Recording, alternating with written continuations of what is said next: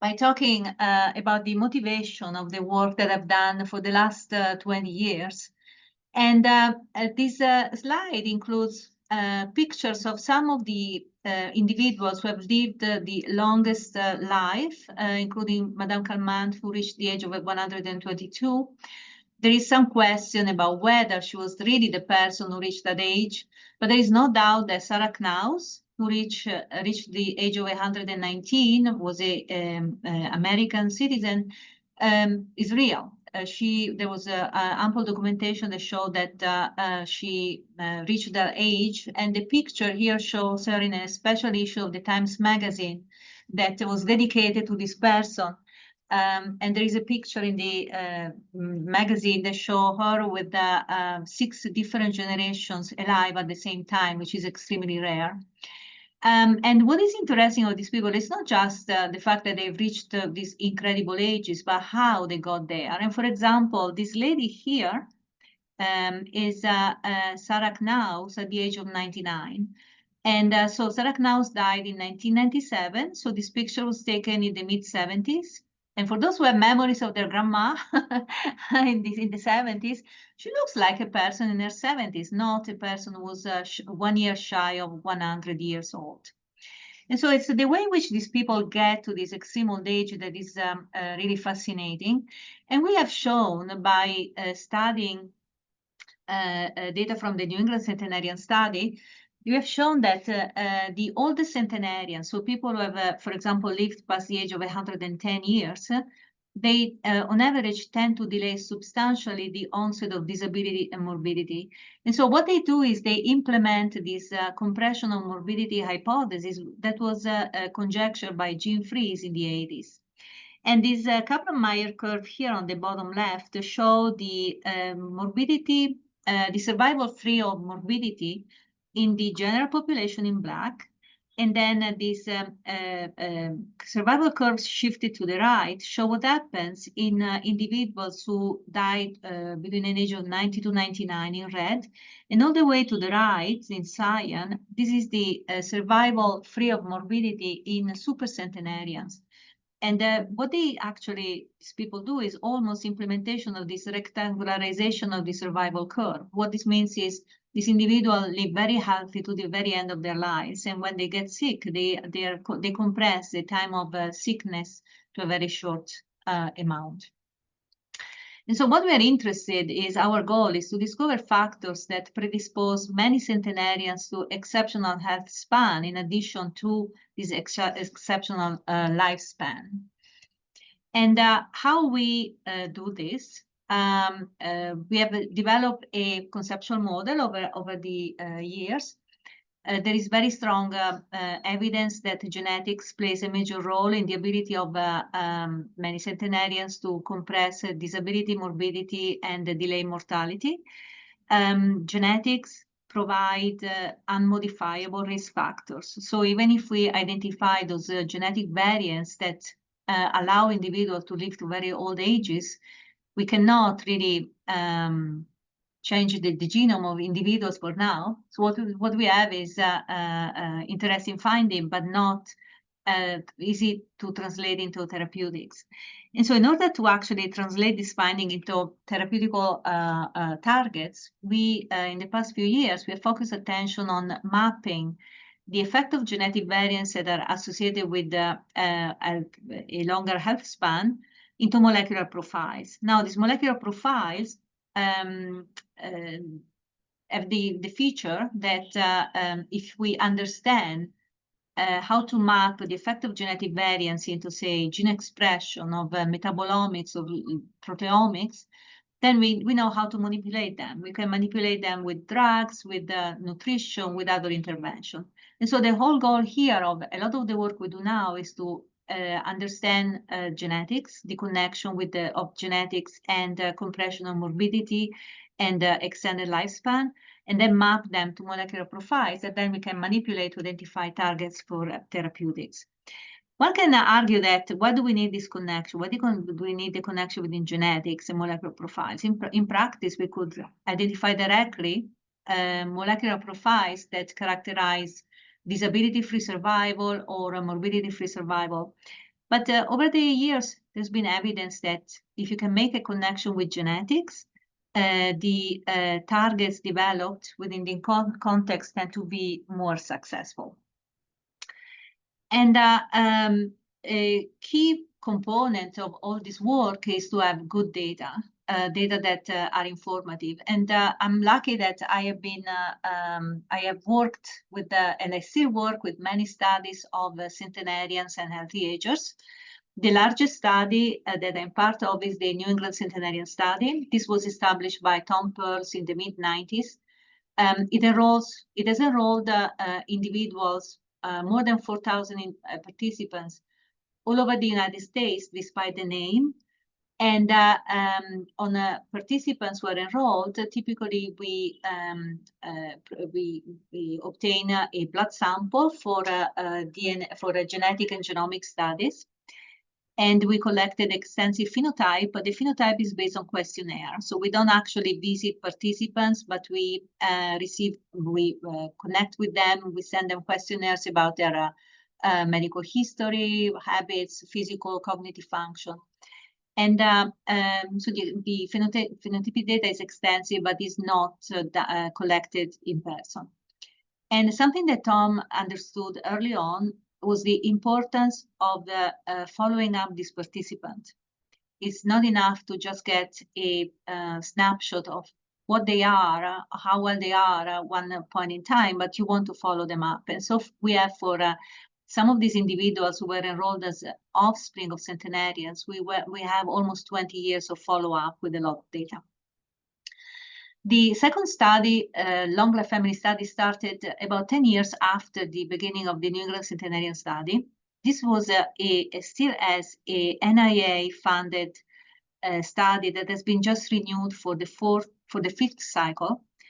And the idea of the study was to identify families with evidence of familial longevity, and then within this family, enroll as many people as possible. And we ended up with identifying and enrolling 530 families with an average of 10 people per family for a total of a little bit more than 5,000 participants. Over the years, we have expanded the enrollment so that now we have almost 6,000 people. And in the next phase of the study that is starting now, we will increase enrollment to include more underrepresented minorities. On the study, in the study participants, we collect blood samples for genetic genomic studies. Compared to the New England Centenarian Study, we perform extensive in-person phenotyping of the participants. And research assistants go to the home of the study participants and collect as much data as possible, so that we have really, it's a gold mine in terms of how much data we have in terms of characterization of cognitive function, physical function, etc. And we also have annual follow-up on these participants. Now, the Long Life Family Study is not per se a study of extreme longevity. Compared to the New England Centenarian Study, participants are enrolled at an average age of, they tend to be 10 years younger. And over the years, some of the participants have become centenarians who are in the study, but this is not a study reach of centenarians. And so in 2019, we started a new study, the Integrative Longevity Omics, in which the focus was to enroll centenarians, their offspring, and possibly some of their spouses, and then collect multi-omics data and rich phenotypic data on these participants. Compared to the Long Life Family Study, we added a microbiome component.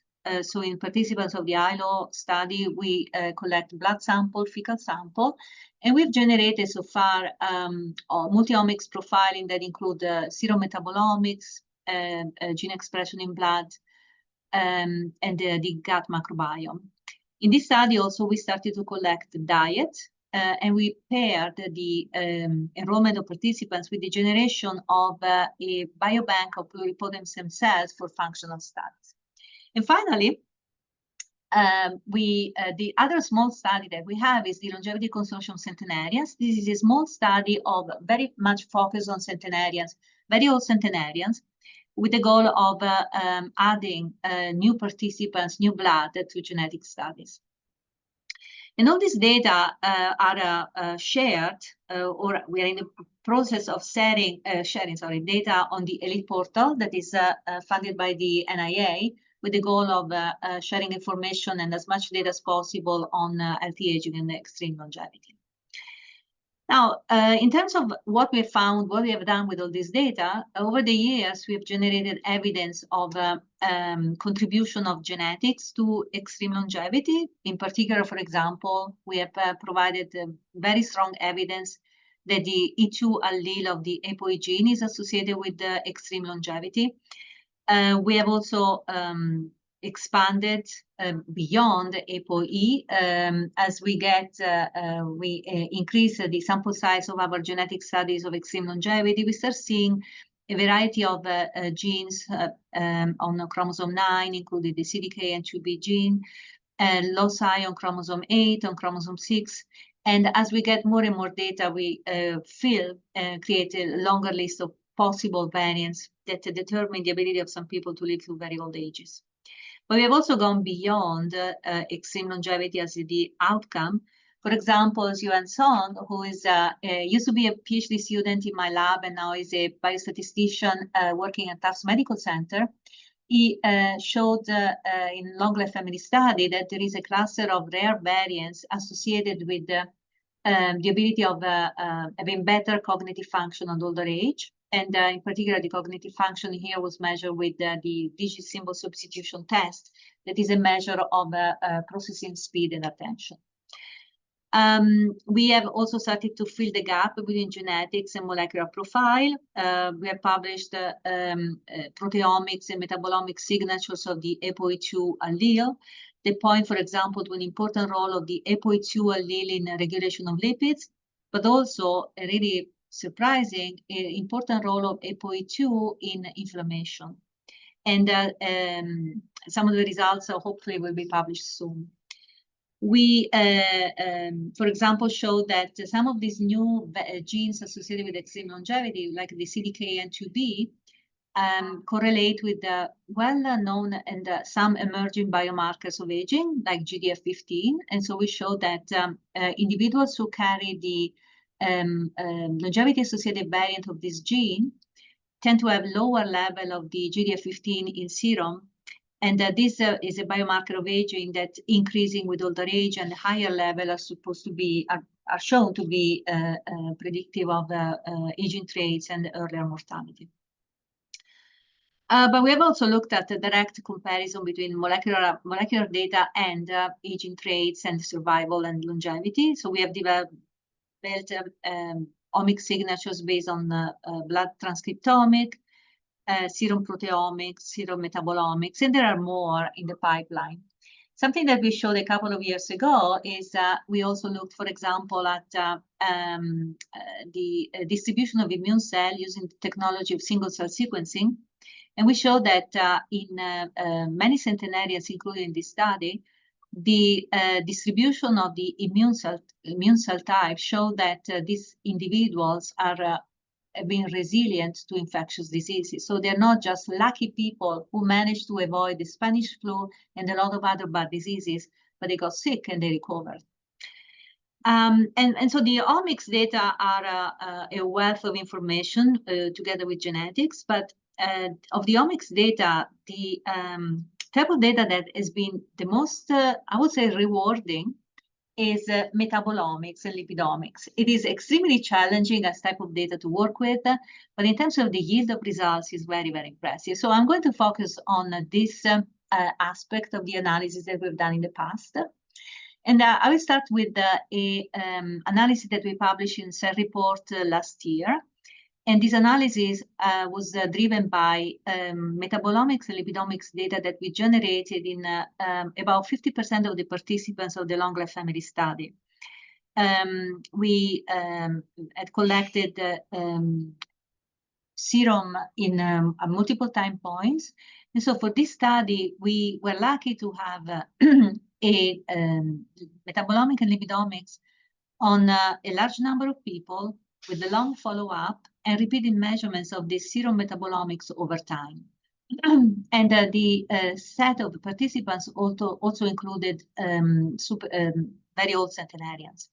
And so with this data, we had the luxury to be able to ask this question. So we could ask whether there are metabolites that correlate with chronological age, what are the correlation between metabolites that are associated with chronological age compared to metabolites that change with age. So if we look at their aging rate. We can also look at metabolites that are unique in centenarians, and whether there are metabolites that predict mortality. And something that we learn, it's really critical when you work with this data, is the need to have additional studies to make sure that your findings are real. So metabolomic data can be very noisy, but they are very platform dependent. And so results that are robust have to be reproducible across multiple studies, multiple platforms. And so we worked with long-life family study data in addition to a pilot from the New England Centenarian study. And we collaborate with Arivale as part of the Longevity Consortium.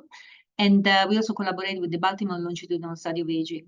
And now these studies altogether add a lot of data, but also a lot of challenges because the metabolomic technologies are all different across the studies. So in long-life family study, we generated the metabolomic data using mass spectrometry in the lab of Gary Patty.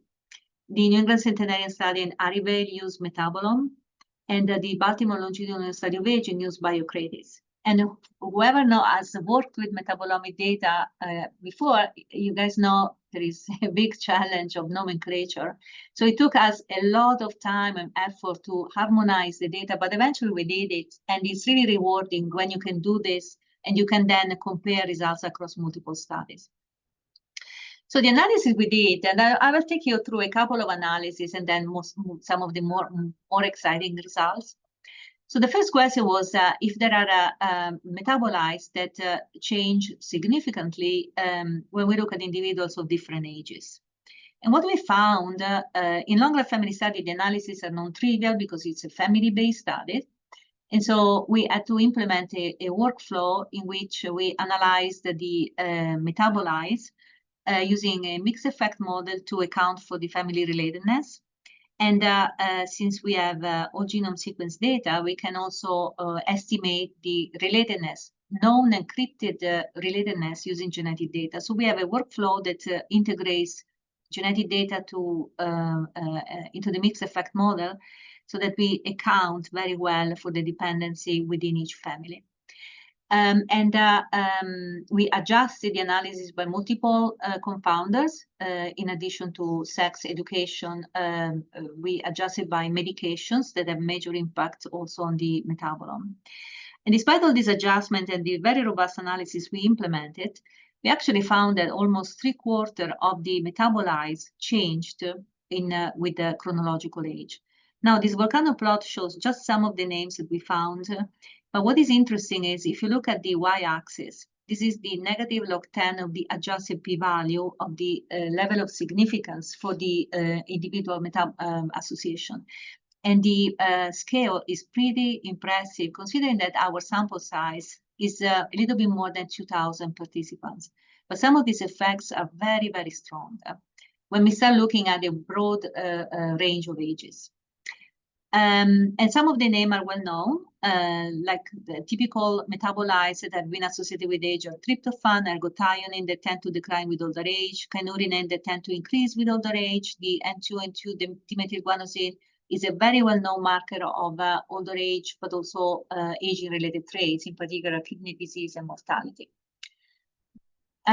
We replicated the results in 2 independent studies. Here I show the replication with the Baltimore Longitudinal Study of Aging, which the age effects estimated in the 2 studies had a correlation of 72%, which for omics data is actually pretty impressive, although the number of overlapping metabolites is small. It's a little bit more than 100.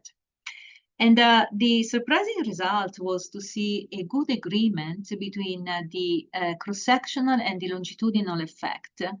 We see a lot of noise here in the data, but a very good agreement in terms of, we didn't see a bias, a systematic bias, which is something that we tend to worry when we use cross-sectional data rather than longitudinal follow-up. And next, I'll show you what we found when we decided to look specifically at the effect of extreme longevity on the metabolome. And so rather than looking at the complete range of ages, we started to look at we analyzed a subset in a long life family study, which we had a group of individuals who had reached extreme longevity, which is essentially survival past the age of 96 for men and 100 for women. We analyzed the data in a similar way, and what we found is very similar results. So these volcano plots show a large number of metabolites that are significantly associated with extreme longevity. Some of these names that I pointed out earlier, ergothioneine, tryptophan, the N2N2-dimethylguanosine, kynurenine, are the same effect. And this is not surprising because extreme old people are extreme old people. So if we compare the effect of old age and extreme longevity, we see a lot of overlap. We also replicated this finding in multiple studies. We had the replication with a study of Asian centenarians, in which, despite the different genetic background, different diets, we saw a 69% correlation of the age effects. And also, we found a very good correlation with the New England centenarian study, 63% correlation, with a good overlapping number of metabolites, considering long life family study. And finally, the last analysis was to look at whether there are metabolites that predict risk for mortality. So in this analysis, we flipped, in all the previous analysis, the metabolites were our outcome and age or age groups were the predictor. In this analysis, the outcome is incident events or death during the study. And we use standardized metabolites as the predictor of the regression analysis. And we use Cox proportional hazard regression with the sandwich estimator to adjust for the family structure. And what we found is, again, a very large number of metabolites that correlate with the risk for mortality, including some of the names we saw before, tryptophan, kynurenine, the N2N2-dimethylguanosine, etc. And we also found some interesting marker of exposure to pesticides that are not related really to aging. Something that was interesting from this analysis of mortality was to also look at whether the effect on the mortality is the same in younger or older individuals. And what we saw, for example, is in this Kaplan-Meier curve, the the purple and green represents the survival probability in younger individuals in long life family study. And the green represents the individuals with a high level of the metabolites, so above the median, and purple is below the median. And these two groups are the same in older individuals. Red represents high metabolite level, and blue is low metabolite level. And so for tryptophan, for example, we saw that while the effect of tryptophan, level of tryptophan, is not really does not really differ in younger individuals, at older ages, higher level of tryptophan appear to be more protective. But other metabolites, like, for example, tartaric acid is something that has not been reported. We cannot find any literature on this metabolite. We found in long life family study that high level of this metabolite are associated with a substantial increase for mortality. It's about 50% increased mortality, increased hazard ratio. Increased hazard.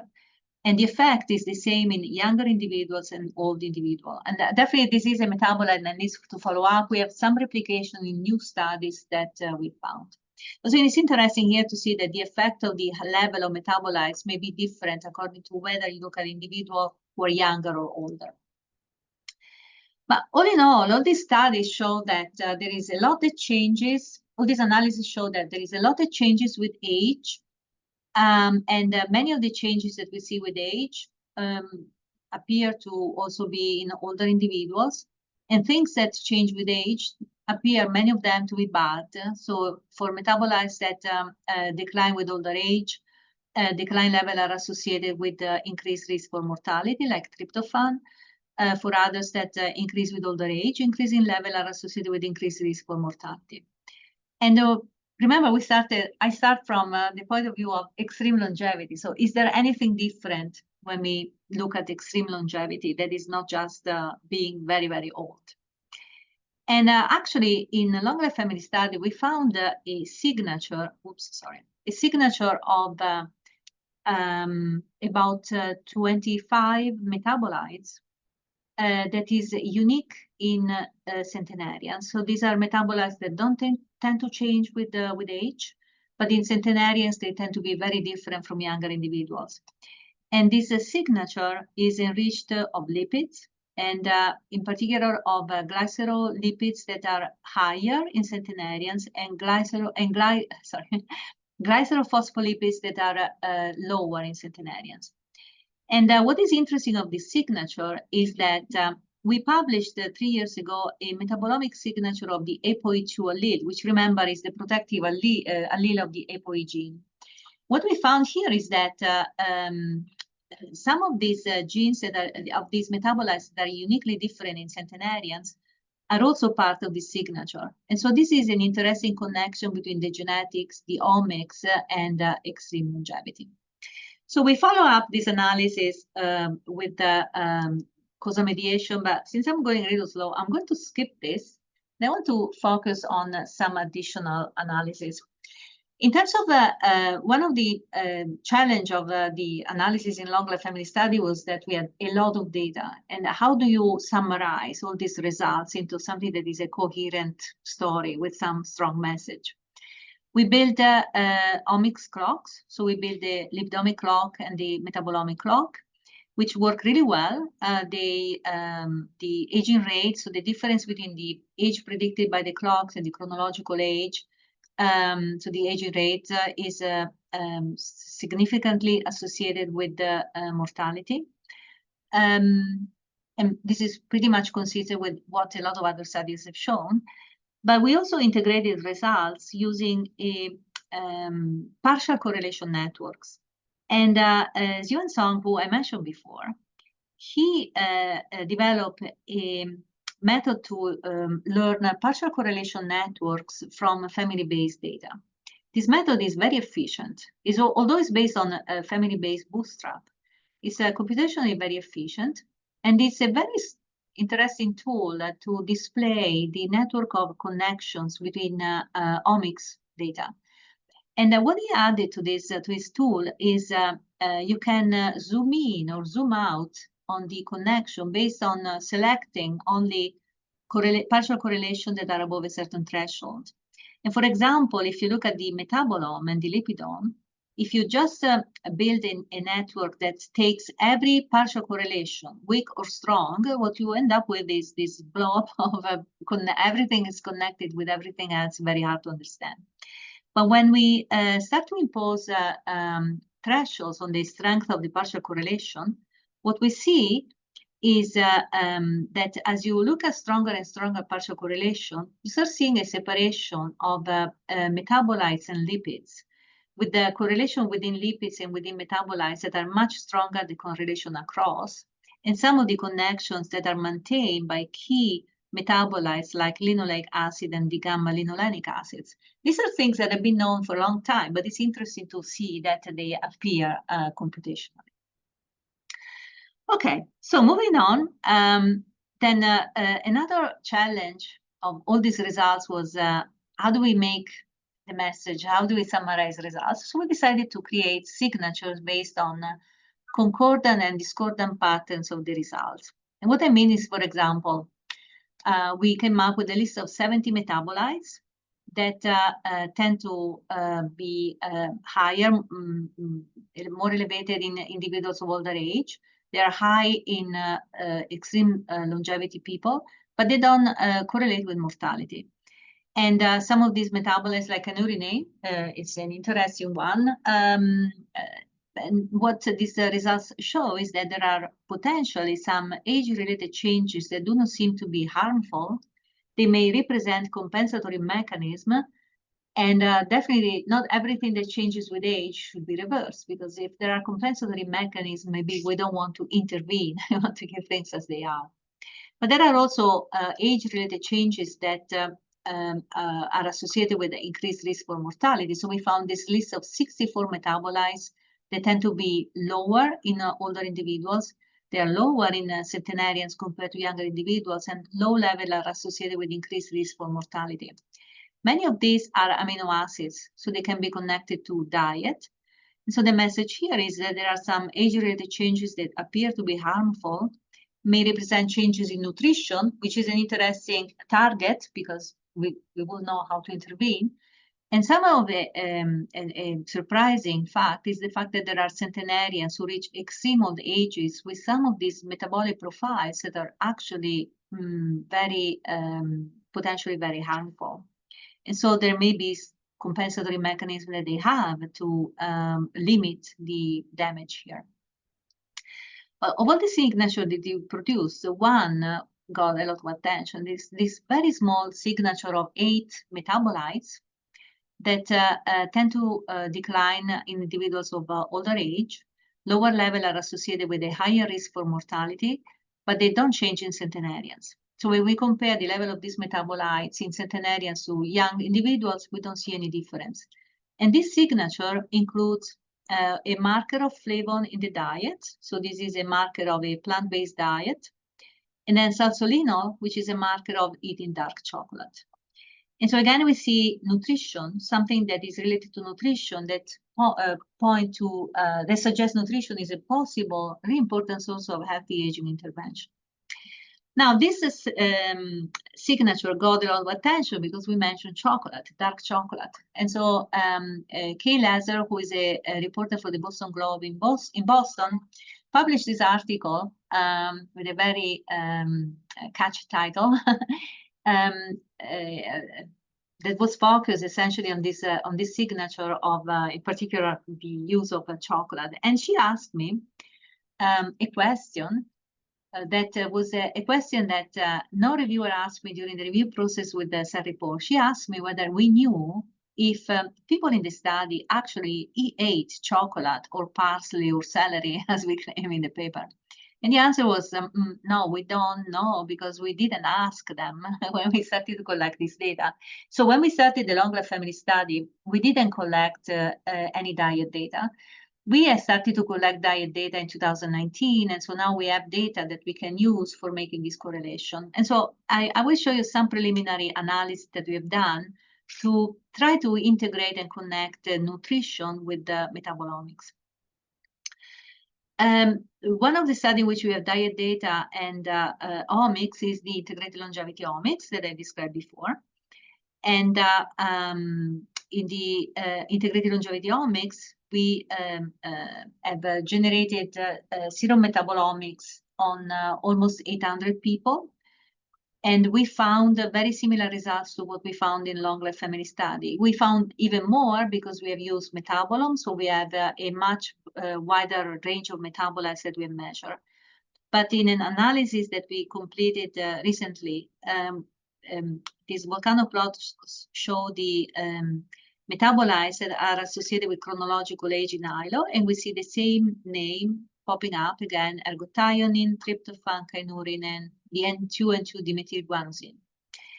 Compared to long life family study, we have a very good agreement, 80% correlation of estimated effects. And so there is really strong evidence that many of these results are real. And with this data, we in ILO in particular, we can start modeling correlating diet, metabolism, and aging.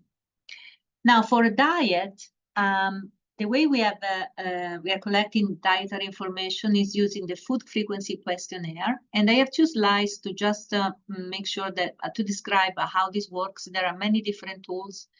So the food frequency questionnaire is a very long questionnaire that asks a lot of questions about the average diet of the past year. This is just one section that is focused on dairy foods, and he asks many questions about milk, cheese, I don't know, whatever you can think of, information about the amount, and also the way in which this is designed. And the information can be combined so that you can get very specific diet data. Consider, for example, as an example, you can ask, you can report that you eat Greek yogurt, plain, reduced fat, 1 cup per day. Okay, so you can get very, very specific with this type of data. This is just one section. There are 13 different sections that cover many types of food, from dairy food, fruit, vegetables, meat, eggs, etc., and also vitamins and supplements. So more than 150 types of food are collected. And this questionnaire is collected on paper. Then we send the questionnaire to the Harvard Nutrition Questionnaire Service Center, where they digitalize the data and also convert the information about the food type and quantities into nutrients. And so we have data of about 200 nutrients per person. This conversion is done by using a food nutrient table that is publicly available from their website, and is a condensed version of the food nutrient table from the USDA, where we go from almost 8,000 entries to about 270, 280. And so this data, there is a lot of processing that happens, but once we have the data, we have information about a lot of nutrients, in particular, for example, dietary amino acids. And so one of the first analyses I did was, okay, I can easily correlate the tryptophan in the diet with tryptophan in the serum metabolomics. Let's see what happens. And in order to do this correlation, one has to really take into account the amount of the caloric intake, because caloric intake is really important to make sense of all the data.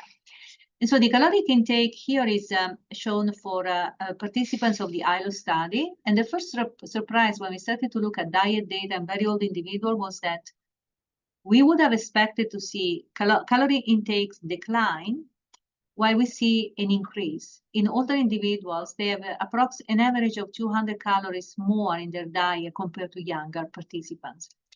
Then we look at tryptophan in the diet, and this correlates very well with the caloric intake. The more you eat, the more tryptophan you have. But when we look at the proportion of tryptophan, when we normalize by caloric intake, we start seeing a decline. So individuals, the proportion of tryptophan in the diet of older individuals is a little less. And this is consistent with what we see in the serum. But in the serum, the decline with age is much bigger. So it's not just diet that determines this change. And when we correlate the two, the correlation is very weak. These are preliminary data, but for tryptophan in particular, the correlation is very weak. And so we decided to start looking at more data across multiple studies. I put together multiple cohorts with FFQ data and nutrients for multiple individuals. And in particular, when we put together all this data, we have a dietary information on almost 250 centenarians, and there is virtually no diet data for centenarians that has been analyzed so far. So I think this is really interesting to look. And we started to compare, so in this slide, we started to compare the distribution of the caloric intakes in participants enrolled in the ILO study, the HRS, the Health and Retirement Study, and the Long Life Family Study. Now, the HRS collected dietary information in 2014, while the dietary information in ILO and Long Life Family Study is almost 10 years after. So there is a difference of 10 years. In both ILO and Long Life Family Study, we see on average a higher caloric intake compared to the HRS. And this is consistent with what's happening in the diet in the United States. Now there is people eat more. And when we look at the distribution of caloric intake across different age groups, what we see in ILO participants, for example, is in red. Here what we see is a tendency to increasing caloric intake, so richer diet in the diet of very old individuals, which suggests that we have enrolled really healthy people in this study. And this is not what happens, for example, in the HRS, which is reported in green. So you tend to see, you see that the caloric intake tends to decline as people get older and older, because it's more consistent with the image of individuals who become more frail. And the long-life family study is more of a mix, but there is no this particular trend that we see in ILO participants. And when we look at the data this way, there is clearly one problem that is very hard to address, which is the change of diet over time is a major confounder when we try to make comparison of the diet across studies with dietary information not collected at the same time. So one has to try to normalize the data in some way. And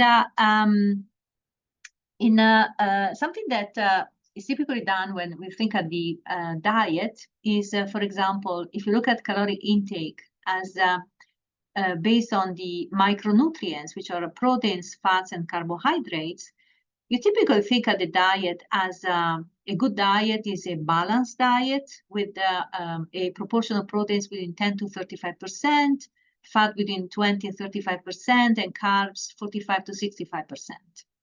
So there is a natural way of thinking of diet as compositional data, thinking about groups of nutrients and what is the distribution of these nutrients in the diet. So I started to think of diet this way.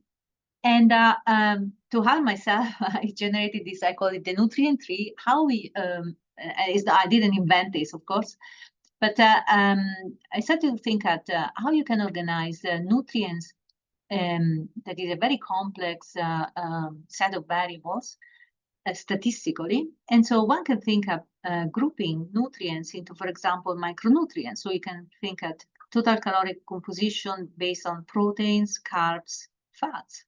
But then within each group, you can drill down and think, for example, at composition of proteins based on the source of proteins. They can be dairy, non-dairy, vegetable, or carbs. They can be simple or complex, and complex carbs can be starch, fiber, or other things. So there are ways that one can group nutrients into a smaller set, easier to manage.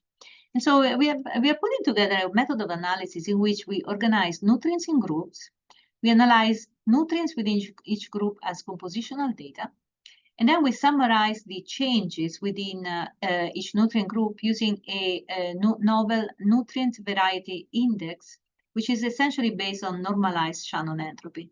And this is a fast way to see whether in the composition of the diet, there is a shift in moving toward more of a balanced diet versus a lack of a balanced diet. And for the compositional analysis, we have implemented an analysis that uses a Bayesian multinomial regression model, in which we can estimate proportion of the relative proportion of nutrients in a diet with using this log parameterization. This method, we introduced this method in the past, and we simply adapted it for nutrients data. But I'd like to show you how this works. And so we can use this method, this compositional analysis, to see, for example, how the proportion of carbs, proteins, and fats change with age in the diet of individuals. And what we see is this interesting phenomenon that as we look at older and older individuals, the diet becomes more dominated by carbs at the price of fats. So we have an increase in carbs compared to a decrease in fats.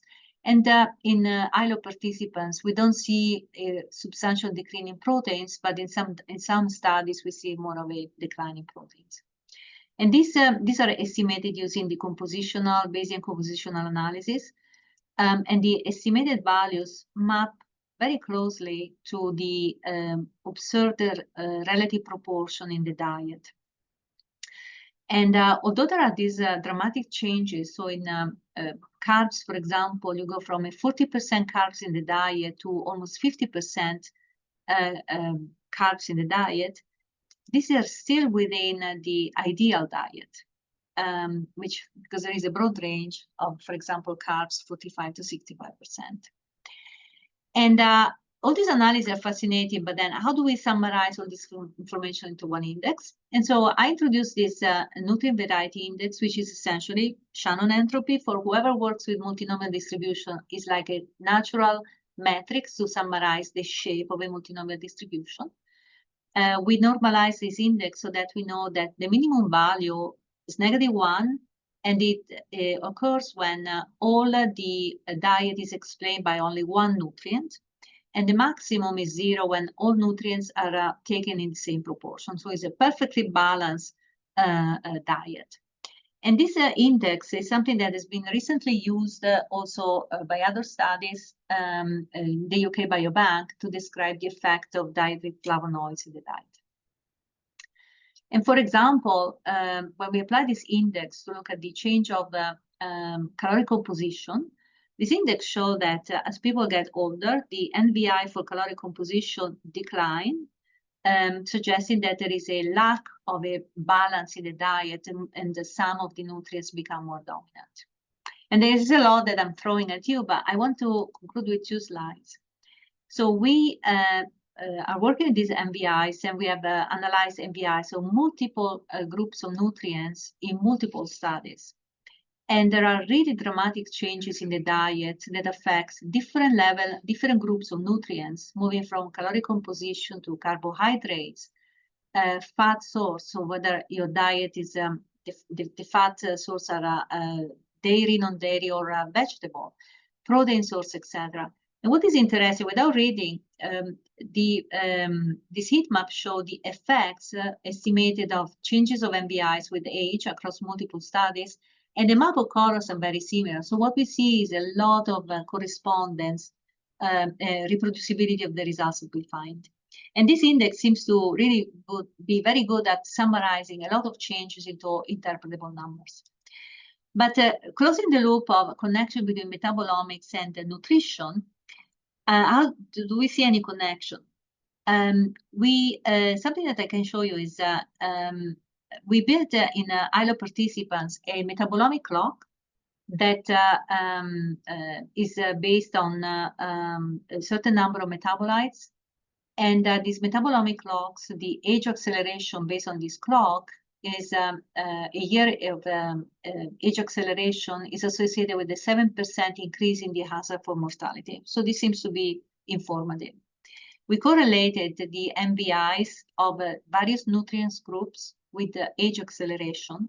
And what we found is, for example, increasing NVIs of caloric composition to have a more balanced diet in terms of calorie composition and micronutrients, or a more balanced diet in terms of carbohydrates or flavonoids is associated with younger biological age. Increasing NVI of isoflavones, which is a type of flavonoids that is linked to consumption of soy products, is actually has a negative effect. It's associated with a older biological age, as well as increasing variability, increasing NVIs of fat source. And so there are a lot of connection between nutrients and metabolomics. And some of these indices are helpful to summarize many complex connections. And so I like to conclude by some of the key points. There is a very strong evidence that genetics and molecular data can measure aging process and capture unique profiles of healthy agers.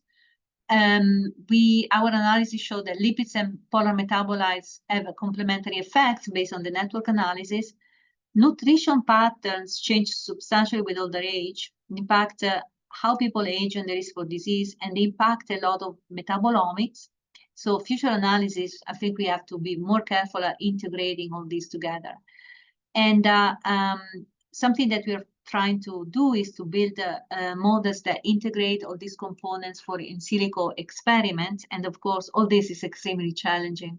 So I'm going to conclude with the list of my collaborators from multiple places and the funding sources. And thank you so much for your attention, and I'm happy to take any questions. Thank you so much, Paula. This is really great and interesting work. So to our viewers, please click the raise hand feature if you'd like for me to unmute you so that you can talk and ask a question. There's one question in the Q&A. It's a question about the data availability for the studies that you were talking about. Yes, so for the long life, starting from the long life family study, we started to share data many years ago, and data from the first and the second visit of the study, together with all the genomic data available from dbGaP. But then recently we moved into sharing data into the ELITE portal. This is part of the AD Knowledge portal managed by Sage Bionetworks.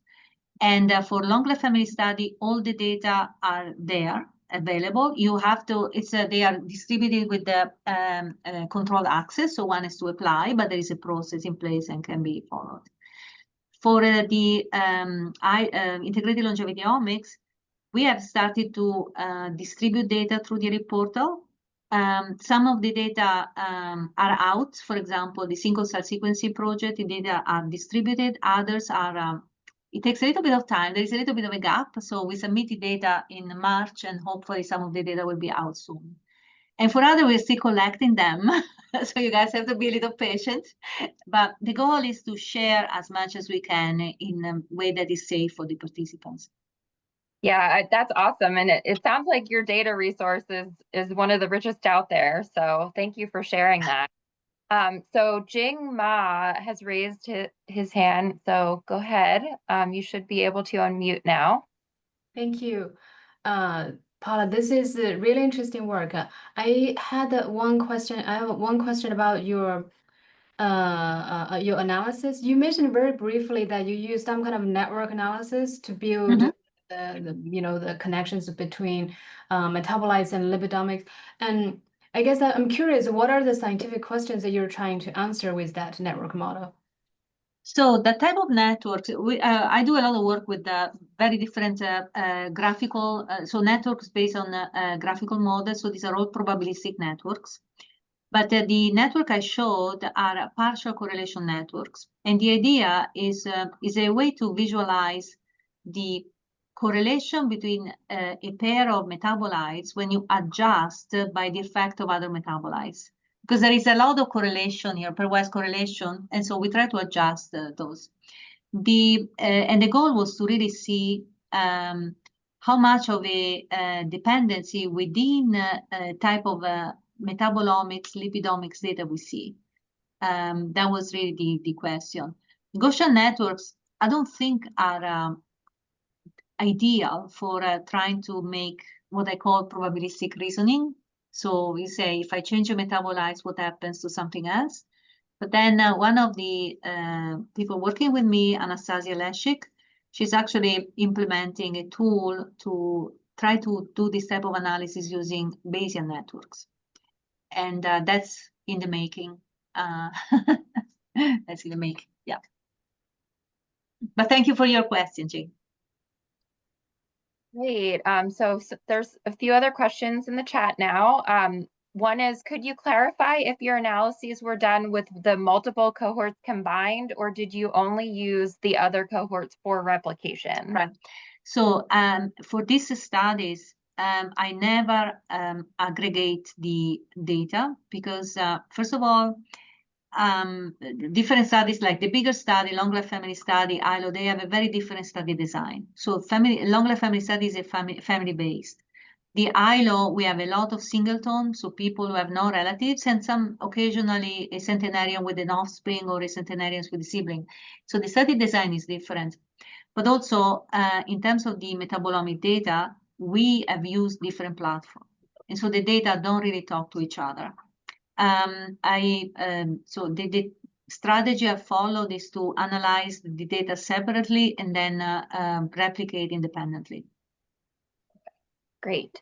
Another question is, have you been able to address potential confounding of disease or medication associated metabolites that might increase with increased comorbidities with age? Yes. And so in the longer family study, we have very detailed medication data.